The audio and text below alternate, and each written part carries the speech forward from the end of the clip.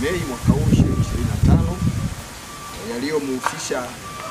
mwalimu wa dini maarufu kama katekista Kanisa Katoliki parokia ya Mtakatifu Teresia wa Mtoto Yesu iliyopo Tazara, Tunduma, ambaye anafahamika kwa majina ya Diamond Mwenda mwenye umri wa miaka 38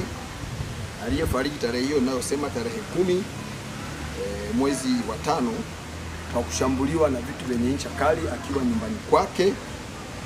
maeneo mbalimbali ya mwili baada ya kuviziwa na mtuhumiwa akiwa ndani nyumbani kwake. Katika misako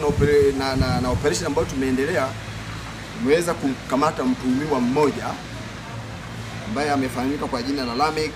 Melitus Mwamlima mwenye umri wa miaka 29, ni fundi magari mkazi wa Migombani, Tunduma, ambaye alikamatwa Mei 20, maana siku 10 baada ya tukio. Kuna mtuhumiwa mwingine baada ya kumkamata huyu, kuna mwingine amefahamika, jina tunalo, naye pia bado tunamtafuta, ambaye alishirikiana na huyu katika tukio hili la mauaji ya huyu mwalimu wa dini. Aidha, uchunguzi wa awali umebainisha kuwa sababu za mauaji hayo ni wivu wa kimapenzi, ambapo mtuhumiwa alikuwa akimtuhumu